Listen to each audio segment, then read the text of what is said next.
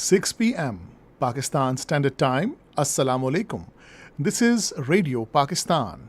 The news read by Hassan Gilani. First, the headlines. Federal government has decided to deport all illegal foreign nationals after 1st of next month to improve law and order situation in the country. Minister for Energy has asked an Abu Dhabi-based business group to harness business opportunities in Pakistan.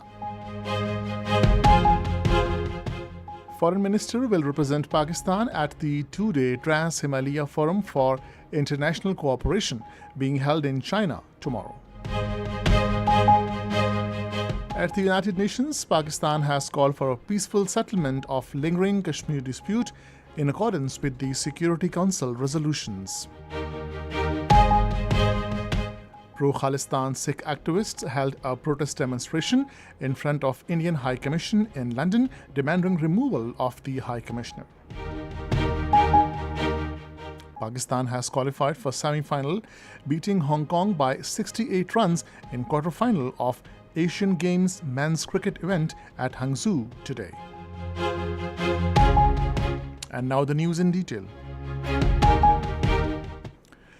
The federal government has decided to deport all illegal foreign nationals residing in Pakistan after 1st of next month to improve law and order situation of the country. This was announced by caretaker Interior Minister Sarfaraz Ahmad Bukti while briefing the media persons after an important meeting of Apex Committee chaired by caretaker Prime Minister Anwarul Haq Kakad in Islamabad today. The Interior Minister said illegal foreign nationals are being given a deadline of November 1st to leave Pakistan voluntarily. He said all the state law enforcement agencies will be mobilized to take action against the illegal foreign nationals and they will be deported after 1st of November. Sarfaraz Ahmad Bukti also announced that all the illegal properties and businesses at illegal nationals will also be confiscated after the deadline.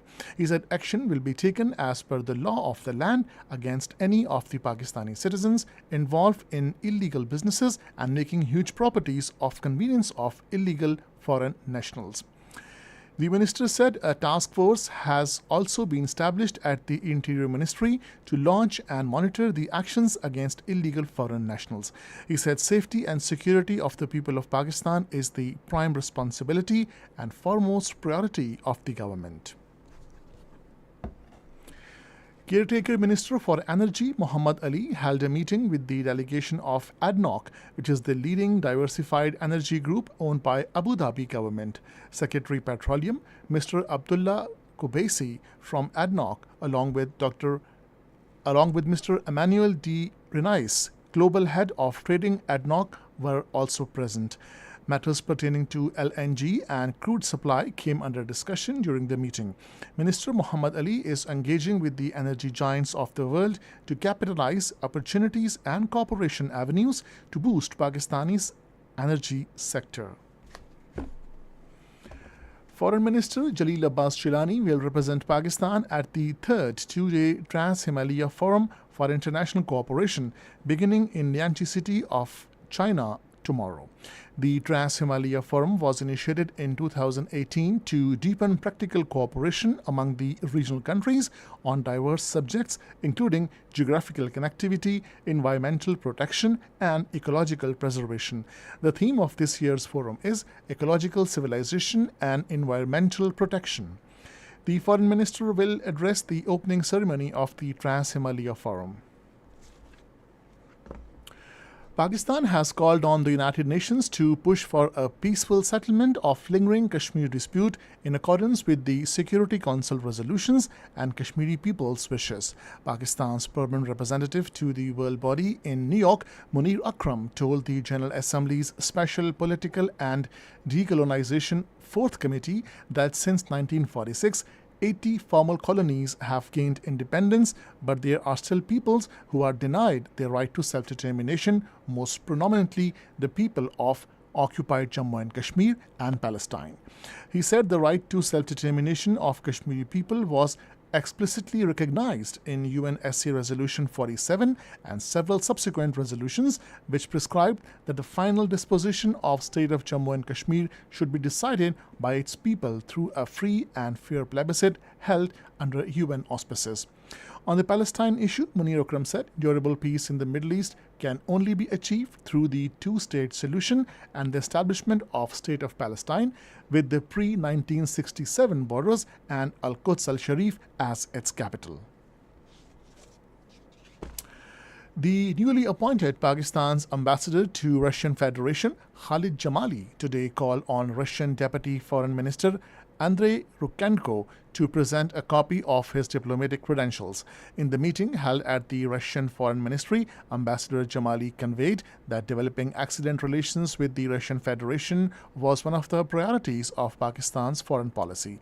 He expressed his resolve to build on the positive momentum in bilateral relations in order to expand cooperation in all areas of mutual interest. Vice Admiral Naveed Ashraf has been appointed as new Chief of the Naval Staff. According to the spokesperson of Pakistan Navy, Naveed Ashraf will be promoted to the rank of Admiral on Saturday, and on the same day, the change of command ceremony will be held at Naval Headquarters in Islamabad. This is Radio Pakistan. Pro-Khalistan Sikhs rallied at the Indian High Commission in London and demanded the removal of Indian High Commissioner Vikram Doroswamy. The protesters expressed support for Canada and agitated against India's interference in pro-Khalistan activities in the UK, Canada, and other countries. They also carried protesters of Sikh leader Hardeep Singh Nijjar, who was tragically killed in July this year by Indian state agents on Canadian soil. The protesters pledged to continue their activism in support of the Sikh right to self-determination through the Global Khalistan referendum campaign. India has asked 41 Canadian diplomats to leave the country by 10th of this month. The Financial Times quoting sources reported that India has threatened to revoke the diplomatic immunity of those diplomats if they failed to leave the country by that date.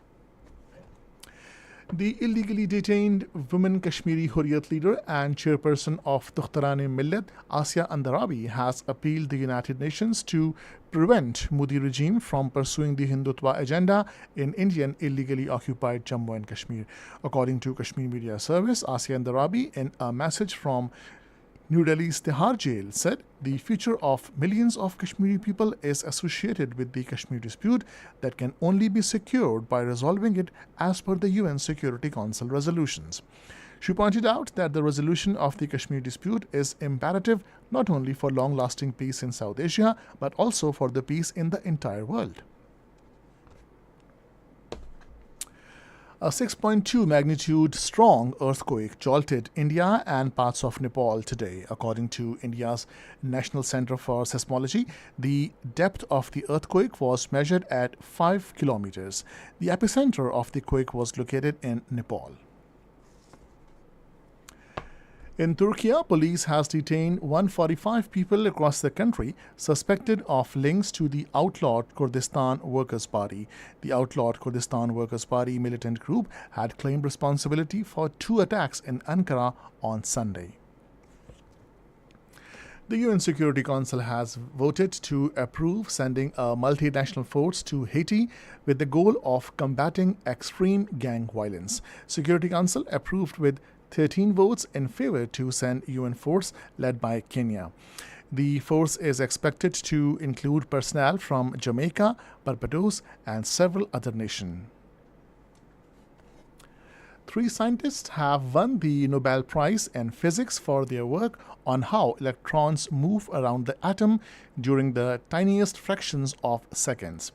Pierre Agostini of the Ohio State University in the United States, Franz Karus of University of Munich in Germany, and Anne L. Hollier of the Lund University in Sweden won the award jointly. Their experiments have given humanity new tools for exploring world of electrons inside atoms and molecules. Pakistan qualified for semi-final, beating Hong Kong by 68 runs in quarter-final of Asian Games men's cricket event at Hangzhou today. Batting first, Pakistan scored 160 in allotted 20 overs. In reply, Hong Kong were all out for 92 runs in 18.5 overs. And finally, the weather. Dry weather is expected to prevail over most parts of the country, while hot in southern parts during the next 12 hours. However, rain thunderstorm is likely at isolated places in Chitral and Gilgit-Baltistan. And that is the end of the news. For more news and analysis, visit our website radio.gov.pk and also watch live video streaming of our bulletins on the lungfacebook.com/Radio Pakistan News Official.